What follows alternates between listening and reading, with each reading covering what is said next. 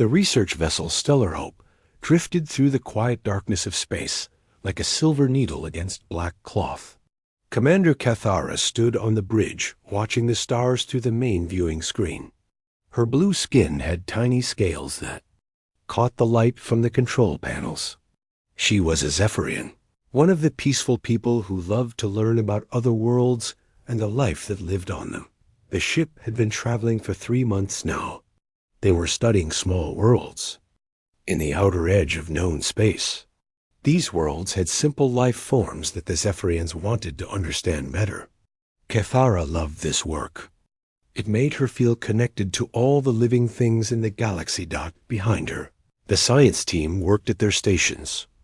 Dr. Melther was looking at samples from the last planet they visited. The creatures there looked like tiny flowers, but could move around like animals. Communication Officer Valinix was listening to radio signals from nearby star systems. Most of the signals were just natural noise from stars and planets, but sometimes they found something interesting. The ship was small, but comfortable.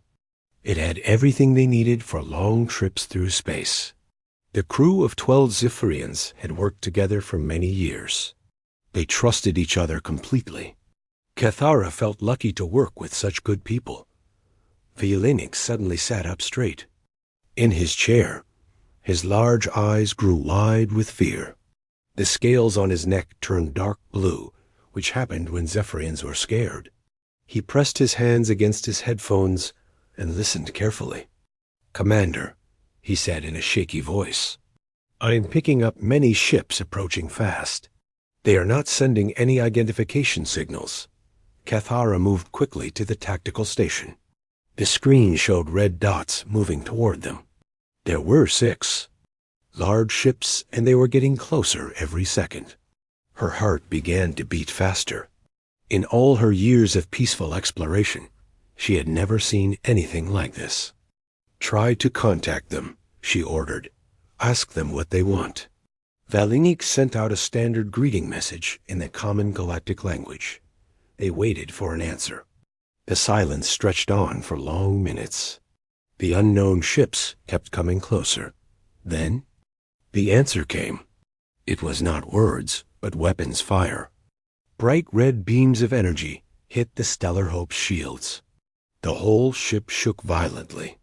Kashara grabbed onto her chair to keep from falling. "Shields down to 60%, called out Engineer Thekmil from his station. Fear filled his voice. "These weapons are much stronger than anything we have seen before." More energy beams hit the ship. The lights flickered and went dim. Emergency alarms started ringing throughout the vessel.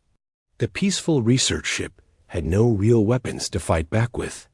It only had basic shields meant to protect against space rocks and radiation. Cathara knew they were in terrible danger.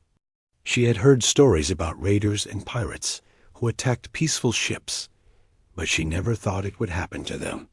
The outer rim was supposed to be safe from such things. "Try to run," she ordered. "Full speed away from here." The ship turned and tried to escape, but the attacking vessels were much faster. They caught up easily and surrounded the Stellar Hope. More weapons fire hit them. The shields were almost gone now. Through the communication system came a cold voice, speaking in the common language. "This is Fleet Commander Zakthiel of the Vorthan Empire. You will surrender your ship immediately. Do not try to run, or we will destroy you." Cathara felt ice in her stomach. She had heard of the Vorthans. They were a cruel people who conquered other worlds and made slaves of anyone they captured. They had been expanding their empire for many years, taking over peaceful civilizations. "What do you want from us?" she asked. "We are just scientists. We have no weapons or valuable cargo." The Vorthan commander laughed. It was not a pleasant sound. "We want your ship and your knowledge. Your people are known for their scientific skills. You will work for the Empire now." The Stellar Hope shook again as more weapons hit it. Sparks flew from damaged control panels. The smell of burning circuits filled the air. Cathara knew they could not fight these powerful warships. But she also knew what happened to people who became slaves of the Vorthan Empire. They were worked to death in mines and factories. "Valinix," she said quietly, "can you send out a distress signal?" The communication officer shook his head sadly. "The Vorthans are jamming all our normal frequencies, Commander. No one will hear us." Cathara thought quickly. There had to be something they could do. She remembered the emergency protocols they had learned at the academy. There were special frequencies that were only used in the worst emergencies. Most civilized worlds monitored these channels. What about the emergency channels? She asked. The ones that reached to the unknown regions? Valinix looked at her with surprise. "Commander, those signals go to dangerous places. The worlds out there are not like ours. They might be hostile or primitive." Another blast hit the ship. This time, the main lights went out completely. Only the emergency lighting remained, casting everything in a red glow. They could hear metal groaning as the hull was damaged. "We have no choice," Cathara said. "Send the signal on all emergency frequencies. Tell anyone who can hear us what is happening. Maybe someone will help." Valinix nodded and began working at his station. His fingers moved quickly over the controls. The ship shook again and again as the Vorthans continued their attack. Smoke began to fill the bridge. "Signal is ready, Commander," Valinix reported. "I am broadcasting on all emergency channels, including the restricted ones that reach toward the unknown worlds." "Send it," Cathara ordered. The message went out into space, traveling faster than light toward distant star systems. It contained their location, information about their attackers, and a desperate plea for help. The signal also included a warning about the Vorthans' next target, a peaceful colony world with 3 million people living on it. As soon as the message was sent, the Vorthans detected it. Their weapons' fire increased. The last of the Stellar Hope's shields failed. The ship was defenseless now. "This is your final warning," came the cold voice of Commander Zakthul. "Surrender now or be destroyed." Cathara looked around at her crew. They were all scared, but they trusted her to make the right decision. She knew that surrendering meant slavery, but fighting meant death. At least if they surrendered, they might live long enough for help to arrive. "We surrender," she said into the communication system. The weapons fire stopped. Cathara could hear the sound of Vorthan, ships docking with the Stellar Hope. Soon armed soldiers would board their vessel and take them prisoner. She hoped that somehow, somewhere, someone had heard their desperate call for help. Far away, racing through the emptiness between stars, the distress signal continued on its journey. It passed by dead worlds and busy space stations. Most places that received it were too far away or too weak to help. But the signal kept going, reaching out toward the edge of known space where stranger worlds waited in the darkness. The message finally reached a small blue and green planet orbiting a yellow star. The people of this world called it Earth. They had only recently learned how to travel between the stars. Most of the galaxy did not even know they existed, but the humans who lived on Earth were different from other people in the galaxy. They came from a world that was dangerous and wild. They had learned to fight and survive in ways that peaceful civilizations could not imagine. And when they heard the desperate call for help from the captured Zephyrians, they began to prepare for war. Lieutenant Commander Jake Morrison was drinking coffee and reading reports when the strange signal came through. He worked at NORAD, a place where humans watched the skies for threats. Jake had been doing this job for 10 years, but he had never seen anything like the message that appeared on his screen. The signal was not from Earth. It was not even from anywhere in the solar system. The computer said it came from a place that was many light years away. Jake read the message 3 times before he believed what he was seeing.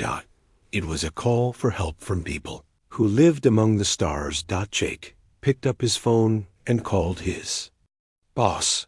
Colonel Peterson, you need to see this right away. We have received a message from space, and it is not good news. Within an hour, the message had reached the highest levels of government. President Helen Carter sat in the White House Situation Room with her most trusted advisors. The room was full of important people who made decisions about war and peace. General Lisa Brooks spread papers across the big table. She was a tough woman who had fought in many battles. Her short gray hair and serious face showed that she was all business. The translation team has worked on this message all morning. It appears to be genuine. These Zephyrians are peaceful people who study other worlds. They have been captured by something called the Vorthan Empire. Admiral Rick Patterson leaned forward in his chair.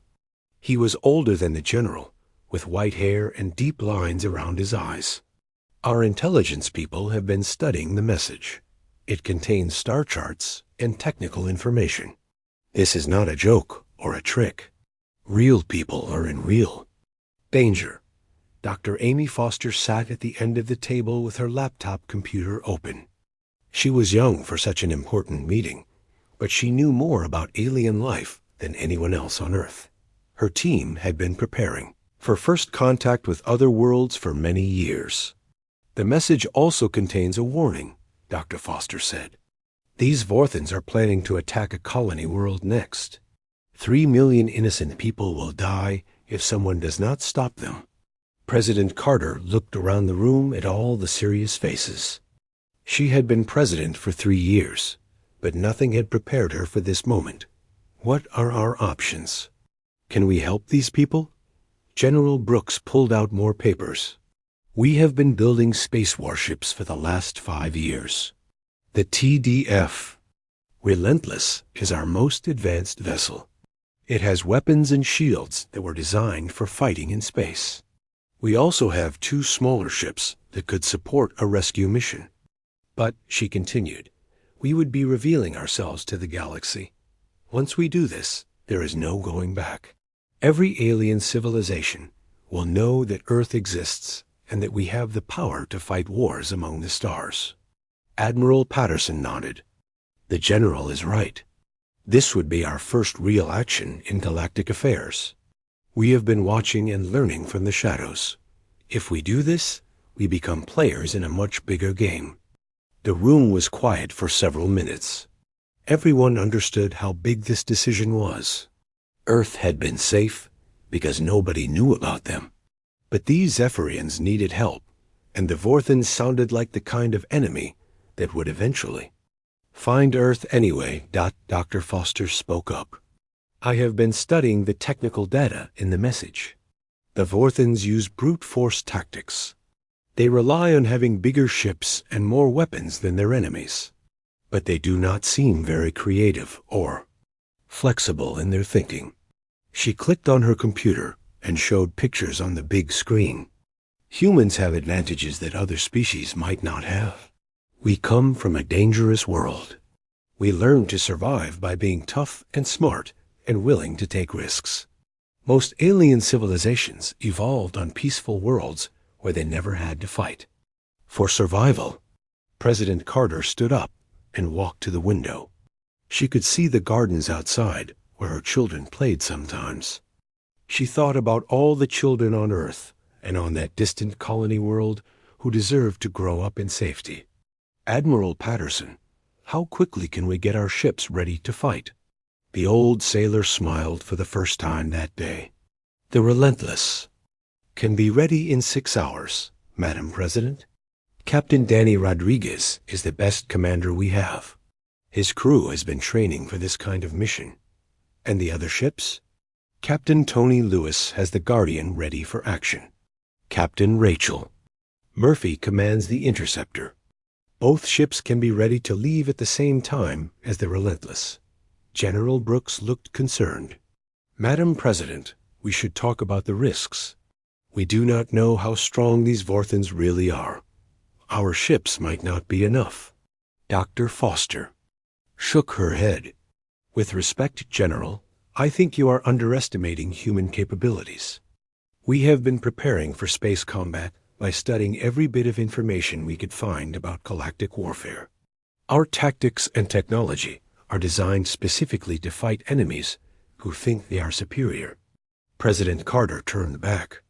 To face the room, her decision was made. We will answer the call for help. Admiral Patterson, get our ships ready. General Brooks, I want our best people on this mission. Dr. Foster, you will advise the fleet on alien psychology and technology. The meeting broke up as everyone hurried to prepare for humanity's first interstellar rescue mission. President Carter stayed behind for a moment, looking out the window at the peaceful Earth sky. Soon, human ships would be fighting among distant stars. Captain Danny Rodriguez received his orders 2 hours later. He was a young man with dark hair and calm eyes who had spent his whole life preparing to command a starship. His crew was the best that Earth could provide. Lieutenant Sam Mitchell was his tactical officer. She was smart and quick, with red hair, and a mind that could plan battles like a chess master. Chief Petty Officer Maria Gonzalez ran the engineering department. She could make the ship's engines do things that the designers never thought possible. Dr. Kevin Barnes was the ship's medical officer. He was a calm man who could stay focused even when everything around him was chaos. Ensign Lisa Parker worked in communications. She was young, but had a talent for understanding alien languages and technology. The 3 ships met in space above Earth. The Relentless was the largest, built like a fighting machine with heavy armor and powerful weapons. The Guardian and Interceptor were smaller but faster, designed to support the main ship in battle. Captain Rodriguez stood on his bridge and looked at the blue world below. Earth looked so peaceful from here. It was hard to believe that people among the stars were fighting and dying while his home world stayed safe and quiet. All ships report ready for departure, Lieutenant Mitchell said from her station. Dr. Foster, what can you tell us about our enemy? Rodriguez asked. The scientist appeared on the main screen from her position on Earth. The Vorthans appear to be a militaristic species that values strength above all else. They have conquered many worlds using superior firepower and fear tactics. However, they seem to follow rigid battle plans and may have trouble adapting to unexpected situations. What about the people we are trying to rescue? The Zephyrians are peaceful explorers and scientists. They will be grateful for any help we can provide. They can also give us valuable information about galactic politics and technology. Captain Rodriguez nodded. Thank you, Doctor. All ships, prepare to enter hyperspace. We have people to save and enemies to fight. Let us show the galaxy what humans can do. The 3 ships turned away from Earth and accelerated toward the stars.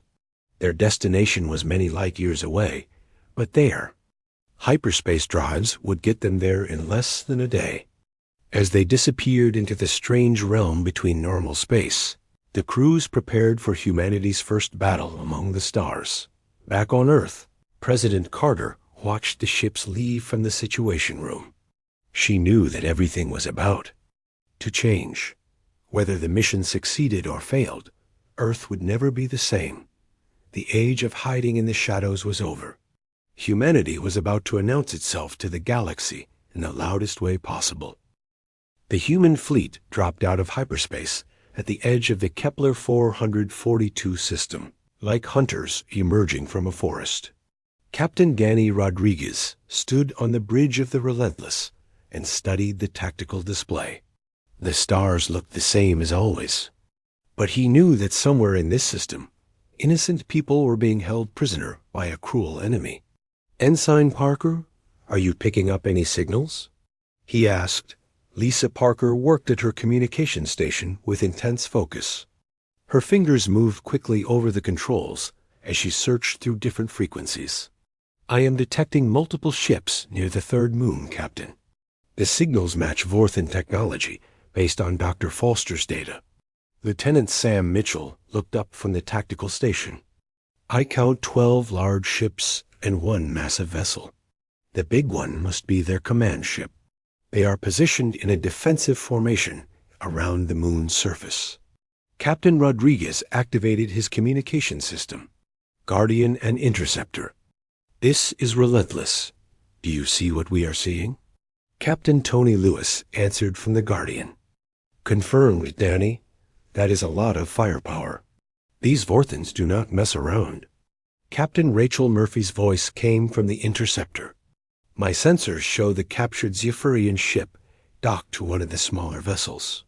The prisoners are probably being held there. Rodriguez studied the enemy formation. Dr. Foster had been right about the Vorthans using brute force tactics. Their ships were arranged in a simple pattern designed to protect their biggest vessel. It was effective, but not very creative. Chief Gonzalez, how are our systems running? He asked. Maria Gonzalez looked up from her engineering station.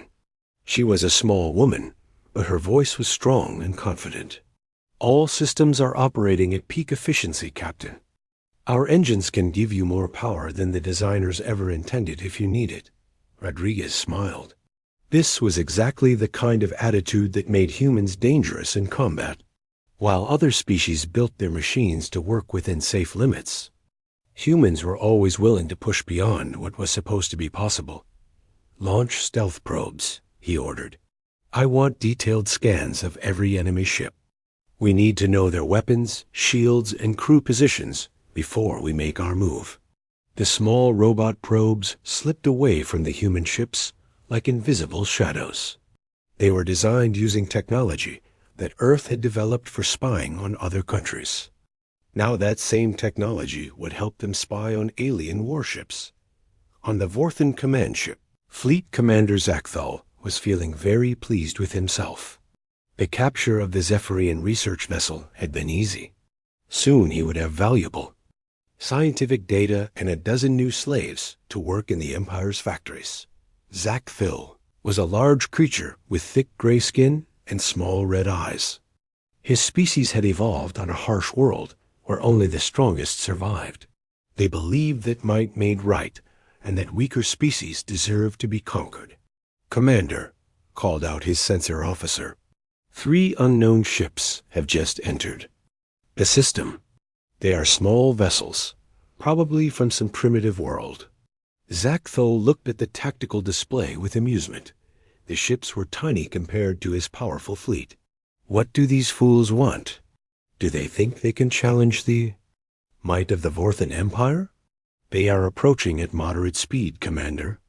No weapons are charged, and they are not showing any signs of hostility. Zakthul laughed. Open a communication channel. I will give these primitives one chance to surrender before I destroy them. The human fleet continued its steady approach toward the enemy formation. Captain Rodriguez could feel the tension on his bridge. Everyone knew that the next few minutes would determine whether their mission succeeded or failed.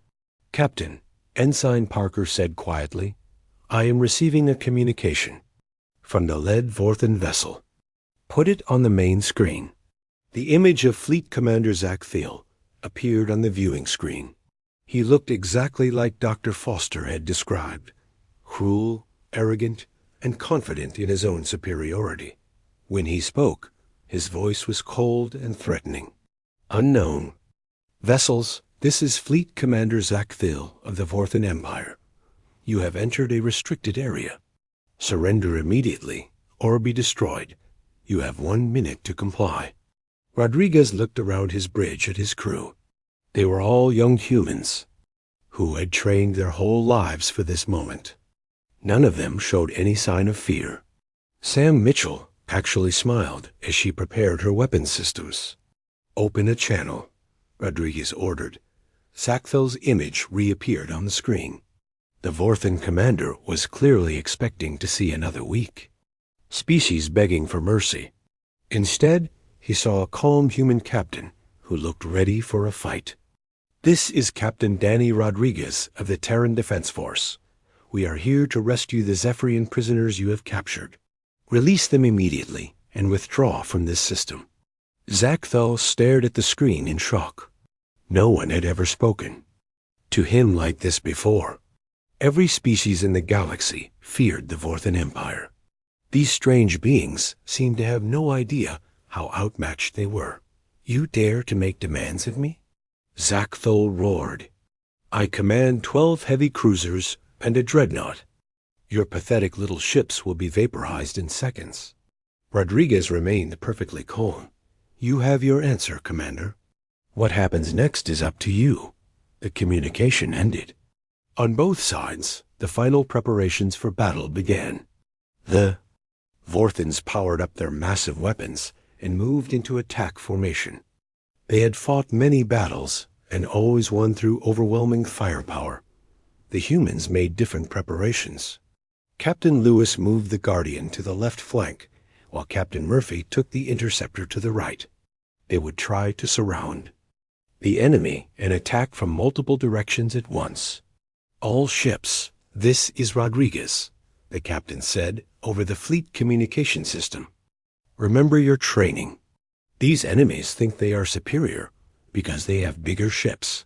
Show them that humans do not win battles by having the most firepower.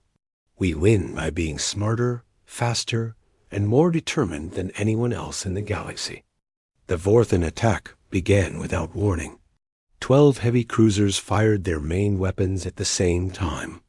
Brilliant beams of energy reached across space toward the human ships. It was enough firepower to destroy a small moon, but the human ships were not where the Vorthans expected them to be. At the last second, all 3 vessels changed course using maneuvers that no alien captain would ever attempt. The energy beams passed harmlessly through empty space. Now, Rodriguez ordered. The counterattack was swift and precise.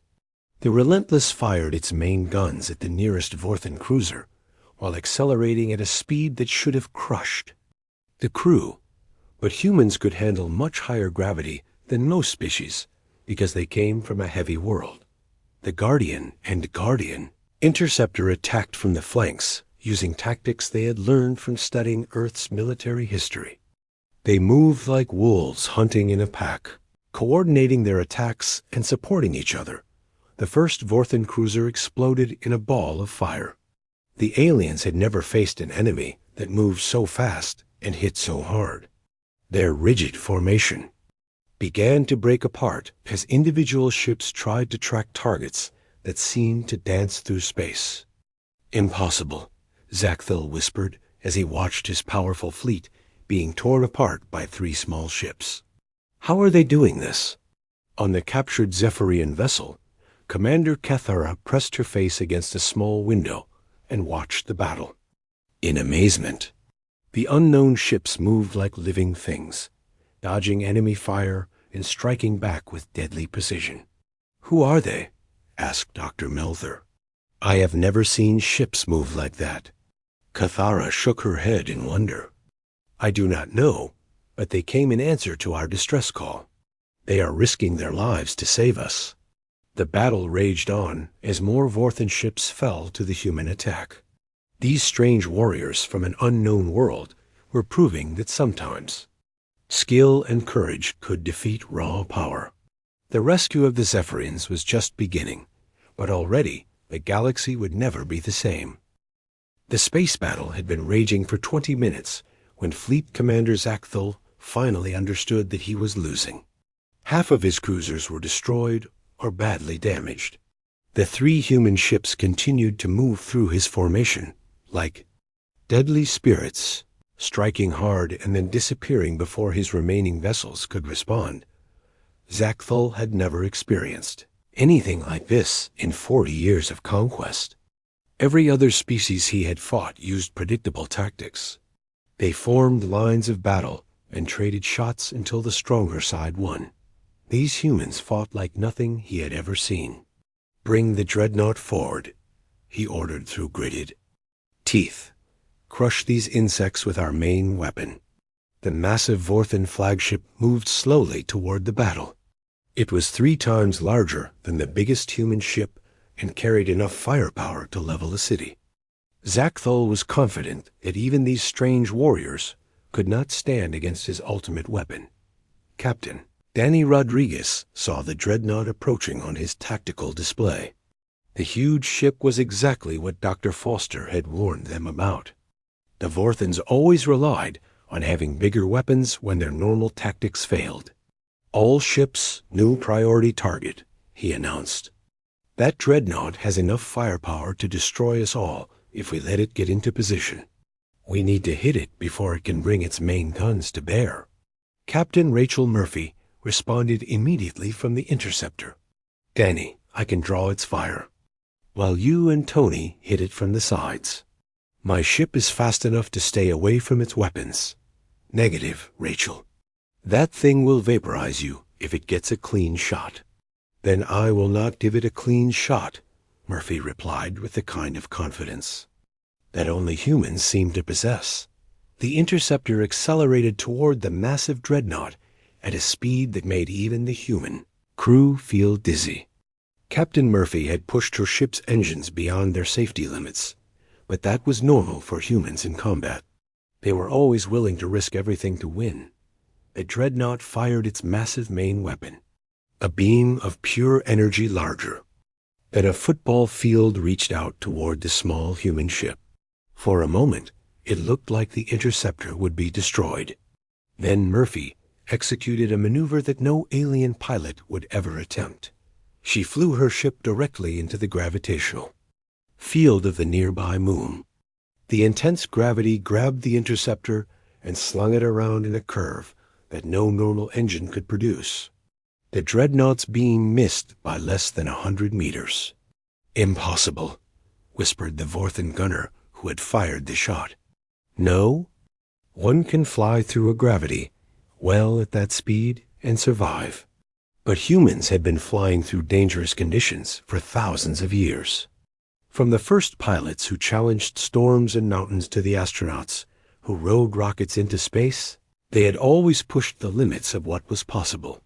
While the dreadnought was focused on the interceptor, the Relentless and Guardian attacked from opposite sides. Their coordinated assault targeted the massive ship's shield generators and weapon systems. Explosions bloomed across the dreadnought's hull as critical systems were destroyed. Dr. Kevin Barnes was monitoring the battle from the Relentless medical bay when he received an urgent message from Captain Rodriguez. "Doctor, we need to rescue those Zephyrian prisoners now. Can you lead a boarding party to get them?" Barnes had been preparing for this moment since the mission began. "Give me 10 Marines and I can get them out, Captain." "Where is their ship docked?" "Tactical shows it. Attached to the 3rd cruiser from the left. That ship is damaged, but still fighting. You will have to go in under fire." Barnes gathered his team of Marine volunteers. They were all young men and women who had trained for combat in zero-gravity and hostile environments. Leading them was Sergeant Mike Thompson, a tough soldier who had fought in Earth's last war. "Listen up," Barnes told his team as they prepared to board the enemy ship. "These Zephyrians are peaceful scientists. They will be scared and confused. Our job is to get them out alive and bring them back to our ship. Watch out for Vorthan soldiers, and remember that we are probably stronger and faster than they are." The boarding shuttle launched from the Relentless while the battle continued around them. Pilot Lieutenant Jenny Adams flew through the space combat like she was driving through traffic. Explosions and energy beams filled the space around them, but she never wavered from her course. The shuttle docked with the damaged Vorthan cruiser. Barnes and his Marines cut through the airlock and entered the alien ship. The corridors were dark and filled with smoke from battle damage. Emergency lighting cast strange shadows on the walls. They moved quickly through the ship using maps that Ensign Parker had created by hacking into the Vorthan computer systems. The layout was simple and functional, designed by a species that valued efficiency over comfort. Barnes could hear fighting in the distance as the ship's crew tried to repair damage from the human attack. Most of the Vorthans were focused on the battle and did not expect enemies to board their vessel. The Marine team reached the detention area where the Zephyrians were being held. Barnes used his medical scanner to check for life signs. 12 alien heartbeats showed on his screen, all rapid with stress but still strong. Sergeant Thompson placed charges on the detention cell door. "Stand back, Doc. This might be loud." The explosion echoed through the corridor. Inside the cell, Commander Cathara and her crew huddled together in fear.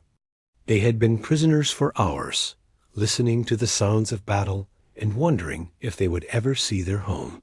Whirled again. Dr. Barnes stepped through the smoking doorway. The Zephyrians stared at him in shock. He looked completely different from any species they had ever seen. His skin was pale pink instead of blue or green. His eyes were small, and his hair grew on top of his head in a strange way. "I am Dr. Kevin Barnes from the planet Earth," he said in the common galactic language. "We received your distress call. We are here to take you home." Commander Cathara could hardly believe what she was hearing. "You came all this way to rescue us? But why? You do not even know us." Barnes smiled. "Because it was the right thing to do. Can you and your people walk? We need to move quickly." The Zephyrians were weak from their captivity, but able to move. Barnes and his Marines formed a protective circle around them as they headed back toward the shuttle. The alien scientists marveled at their rescuers. These humans moved with a confidence and strength that seemed impossible. They had almost reached the shuttle when a group of Vorthan soldiers discovered them. The aliens were large and heavily armed, confident that they could easily defeat few primitives and their escaped prisoners. The firefight was brief and brutal. The Vorthans had bigger weapons, but the humans had better training and faster reflexes. Sergeant Thompson and his Marines fought with a skill that came from evolving on a world where everything tried to kill you. Within minutes, the Vorthan soldiers were dead or retreating. The Zephyrians stared at their rescuers in amazement. They had never seen anyone fight with such deadly efficiency. "How did you do that?" asked Dr. Melther. "Those soldiers were much larger than you." Barnes helped the injured scientist toward the shuttle. "Size is not everything. On our world, we learned that intelligence and determination matter more than raw strength." Back on the main battlefield, Captain Rodriguez was coordinating the final assault on the Vorthan fleet. The dreadnought was crippled, but still dangerous. Most of the cruisers were destroyed or fleeing. The battle was nearly won. "Captain," Ensign Parker called out, "Dr. Barnes reports that all prisoners have been rescued. They are on their way back to our ship." Rodriguez felt relief wash over him. The mission was succeeding beyond their best hopes. Not only had they saved the Zephyrians, but they had also dealt a serious blow to the Vorthan Empire. "All ships, prepare for final assault," he ordered. "Let us finish this and send a message to the galaxy. Anyone who attacks innocent people will have to answer to Earth." The 3 human ships moved in for the kill. The age of human isolation was ending, and the galaxy was about to learn what happened when you threatened the people that Deathworlders chose to protect. Fleet Commander Zakthal stared at his tactical display in disbelief. His mighty fleet was in ruins. 8 of his 12 cruisers were destroyed. His dreadnought was crippled and listing to one side. The remaining ships were damaged and demoralized. How had this happened? He commanded the most powerful fleet in this sector of space. The Vorthan Empire had conquered 47 worlds using these same ships and tactics. No enemy had ever stood against them for more than a few minutes. But these humans were different. They fought like nothing he had ever encountered. Their ships moved with impossible speed and precision. Their tactics made no sense according to standard military doctrine, yet they were devastatingly effective. "Commander," his communications officer said with a shaking voice, "the humans are demanding our surrender. They say we have 1 minute to comply before they destroy the rest of the fleet." Zachthel's pride warred with his survival instincts. The Vorthen way was to fight to the death rather than show weakness. But he could see that continuing this battle would only result in the complete destruction of his forces. "Sir, what are your orders?" the officer asked again. Before Zachthal could answer, his sensor operator called out in panic. "Commander, the human ships are moving into attack formation. They are charging their weapons." On the bridge of the Relentless, Captain Danny Rodriguez watched the remaining Vorthen ships through his tactical display. The enemy fleet was broken, but still dangerous. A wounded predator could still bite. "Sir," Lieutenant Sam Mitchell reported, "I am detecting a power buildup in the Dreadnought's main weapon. They might be preparing for a final shot." Rodriguez nodded grimly. He had expected this. Dr. Foster had warned them that the Vorthens preferred to die fighting rather than surrender with honor. But the human captain had a plan for dealing with desperate enemies. "Captain Lewis, are you ready for the maneuver?" "We discussed." Tony Lewis's voice came back immediately from the Guardian. "Ready as we will ever be, Danny. Just give the word." The plan was dangerous beyond measure. It required flying a heavily damaged ship directly into the path of a weapon that could destroy a moon. No sane military commander would even consider it, but humans had never been accused of being entirely sane. "Execute now," Rodriguez ordered. The Guardian accelerated toward the crippled dreadnought at maximum speed. Captain Lewis had shut down all non-essential systems and rerouted power to the engines and structural integrity fields. His ship groaned under the stress, but it held together. Zachthal watched in horror as the small human ship approached his. Massive flagship. What are they doing? Do they mean to ram us? Shall the first fire the main weapon, Commander? Yes, destroy them before they can reach us. The dreadnought's massive gun began to charge. Energy readings climbed toward lethal levels. In 30 seconds, the weapon would fire a beam that could vaporize the Guardian completely. But Captain Lewis was not planning to ram the enemy ship. At the last possible moment, he executed a maneuver that only a human pilot would attempt. The Guardian dove beneath the dreadnought and fired its entire missile load into the massive ship's reactor core. The explosions that followed could be seen from the edge of the star system. The mighty Vorthen dreadnought, symbol of their empire's power, broke apart in a chain of secondary explosions that lit up the darkness of space like a new star. The remaining Vorthen ships stopped fighting immediately. Their will to resist died. With their flagship, one by one, they shut down their weapons and transmitted surrender signals. Captain Rodriguez opened a communication channel to the surviving enemy vessels. "This is Captain Rodriguez. You will withdraw from this system immediately and never return. Any Vorthen ship found attacking peaceful civilizations will be destroyed without warning. Is that understood?" Zachthal appeared on the screen one final time. His arrogance was gone, replaced by the shock of total defeat. "It is understood, human, but this is not over. The Empire will send more ships. They will want to know who you are and where you come from." "Let them come," Rodriguez replied calmly. "Earth will be ready." The communication ended. Within an hour, the surviving Vorthen ships had jumped to hyperspace and disappeared. The battle was over, and the humans had won a complete victory. On the Relentless Medical Bay, Dr. Kevin Barnes was examining the rescued Zephyrians. Commander Kethera sat on a medical bed while he checked her for injuries. She kept staring at him with amazement. "Your people saved us," she said quietly. "You risked everything to help strangers you had never met. Why?" Dr. Barnes finished his scan and looked at the alien commander. "Because it was the right thing to do.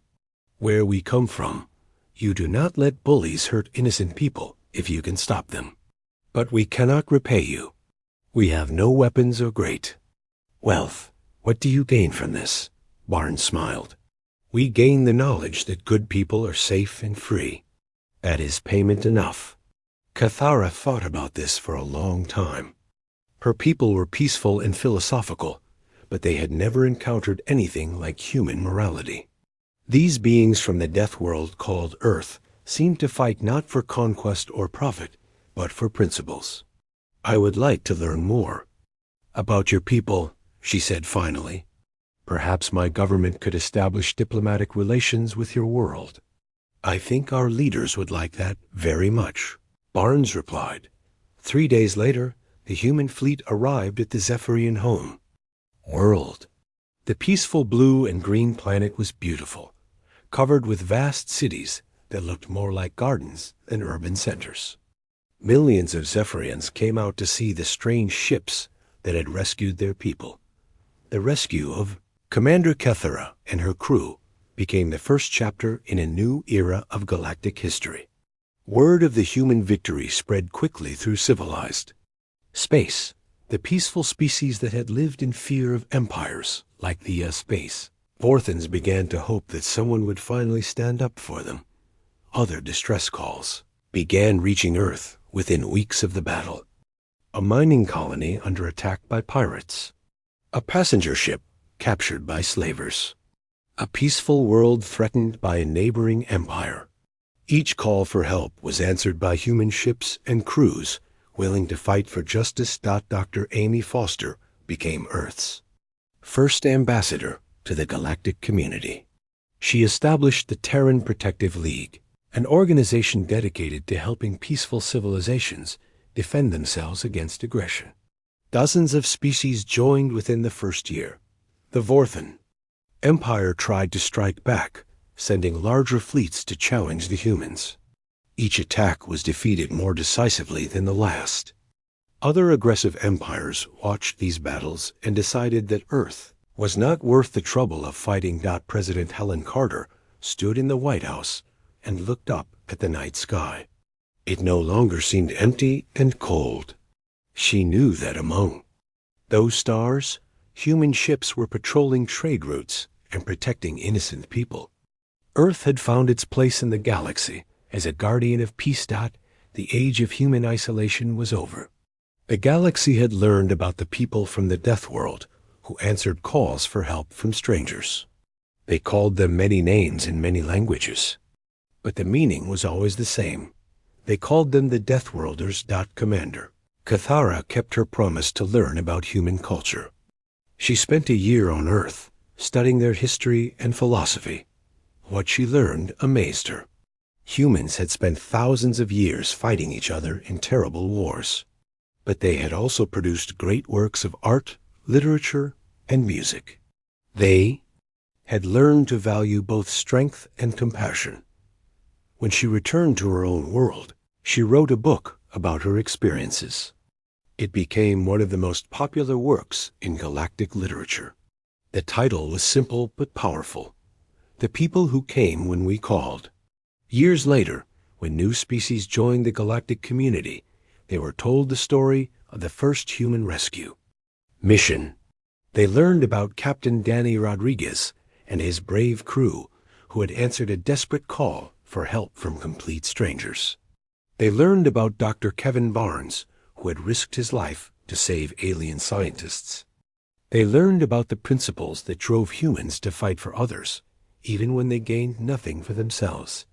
The message was clear to anyone who threatened peaceful people.